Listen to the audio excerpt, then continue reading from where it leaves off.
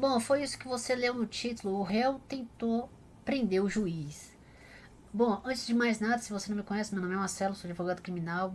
Minhas redes sociais estão aparecendo. Se você quiser falar comigo, for uma coisa muito urgente, me chama no Insta, tá?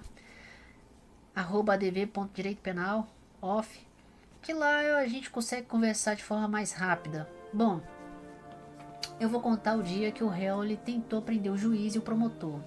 Eu era estagiário, isso faz muito tempo. Eu fazia estágio no Foro de Pinheiros. E o réu ele foi acusado de violência doméstica pela sua esposa. Solicitou a protetiva, a juíza concedeu, e uma das condições que a juíza impôs, que está na lei, no artigo 22, inciso 2 da lei 11.340 de 2006, é o afastamento do lar. E ele foi afastado do lar com apoio da polícia militar. Bom, ele não ficou muito feliz. E a primeira coisa que ele fez foi ao fórum e pediu para a juíza revogar a protetiva. Depois falou com o promotor, também não obteve êxito. E ele ficou indignado, né? Ele foi mais de uma vez ao fórum. E uma das vezes que ele foi ao fórum, ele fez pegou uma folha A4 e fez uma reclamação, afirmando que a juíza e o promotor teriam cometido um crime. Que a juíza e o promotor teriam cometido um crime. E juntou no processo. O promotor não gostou, mandou redistribuir os autos para outro promotor, a promotora substituta, e a juíza fez o mesmo. Bom, esse processo ele foi para a juíza substituta, e nesse meio tempo ele apareceu ao fórum, foi até o cartório, ficar no segundo andar, e perguntou quem se responsabilizava o cartório na ausência da escrivã. Uma segunda escrivã se apresentou, né, se apresentando, dizendo que a responsabilidade era dela. Ele informou, falou: pois bem, então eu vim te informar que eu vou conduzir a escrivã, a juíza e o promotor para a delegacia. E acionou a polícia militar. A polícia militar compareceu ao fórum, que era um Corsinha sedã, bem antigo, isso faz muito tempo. E ele tentou realmente conduzir a juíza e o promotor para a delegacia. E a escrivã, né, o promotor ele ficou sabendo, ele não gostou muito. Um promotor bem bravo, bem chucro. E quando o promotor ficou sabendo, ele começou a gritar. A sala dele ficava no primeiro andar, ao lado do gabinete da juíza.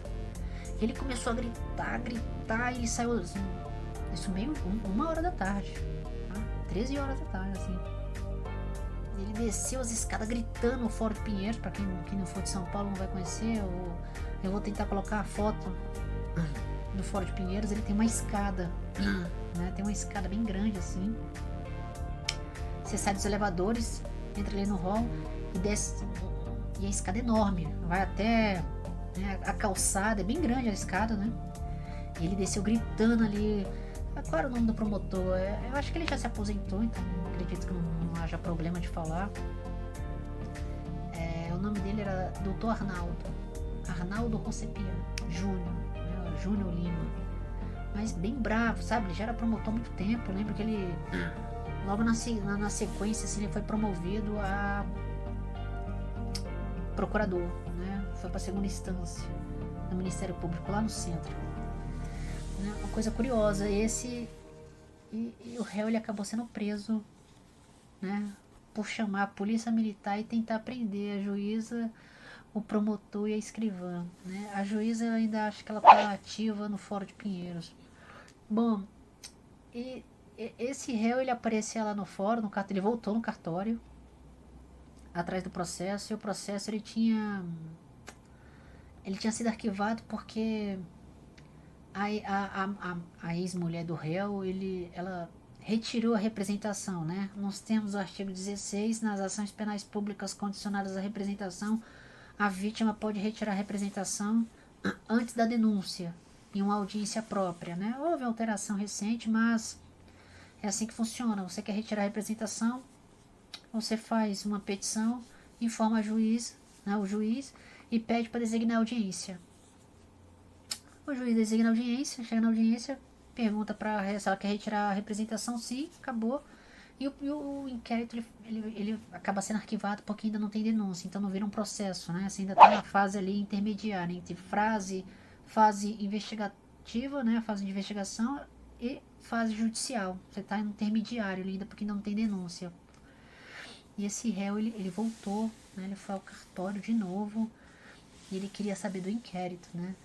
E é uma coisa até curiosa, né? Porque a mesa da escrivã, ela dava direto assim, né, pro elevador.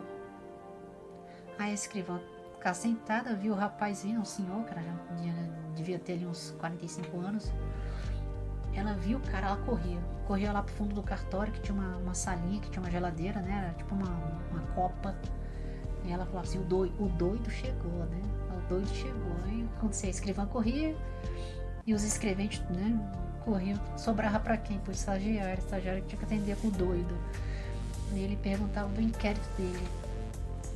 Bom, na época o processo ainda era físico, então você tinha duas possibilidades de arquivo: o arquivo dentro do cartório e o arquivo lá no Ipiranga, que é o arquivo geral.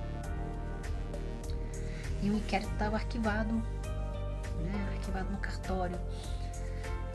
Aí eu olhei lá no sistema, arquivado no cartório. Aí você tinha um monte de caixa, você tinha que olhar caixa por caixa, mas antes de olhar as caixas, você tinha que fazer o réu preencher uma guia, né? Uma guia para solicitar o desarquivamento e pagar no banco, né? Acho que era R$9. Aí, uma guia ficava no cartório, né? A outra guia, ele ia lá no banco, as duas guias, né, eram 3, uma ficava no cartório, as outras duas, uma ficava lá no banco e a terceira ele tinha que trazer, mostrando, né, o comprovante de pago. Rapaz, e para explicar para esse homem que ele tinha que pagar R$9 para desarquivar o inquérito que tava lá, só faltou a coragem, né? Eu fui lá, achei o inquérito, né, dei na mão dele, ele pediu as cópias. E eu tive que explicar para ele também como é que funcionavam as cópias, né? Coisa que ele também não gostou muito. Falar assim, olha, você não pode tirar o inquérito do cartório, tá? Só o advogado. Se o senhor quiser cópias, o senhor tem que solicitar pela Xerox no tribunal. E você tem que preencher a guia, pagar a guia e trazer aqui, que a gente manda internamente pro setor de Xerox, né? Eu expliquei pra ele, olha, quando você for preencher, a primeira folha, a número 1, é a capa. É a capa, tá?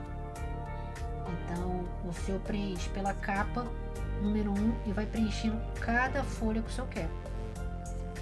Não gostou muito também, tá? Não gostou muito. Mas foi esse o desfecho, né? Ele, se não me engano, ele acabou respondendo um processo à parte por ter chamado a polícia lá, o promotor, pro juiz e para a escrivã. Mas o processo da violência doméstica ele foi arquivado por ausência da representação, porque a ex-esposa dele retirou a representação. Esse foi o dia que o réu tentou prender o juiz, o promotor e a escrivã. Bom, eu vou ficando por aqui. Meu nome é Marcela. Não deixe de se inscrever e é nóis.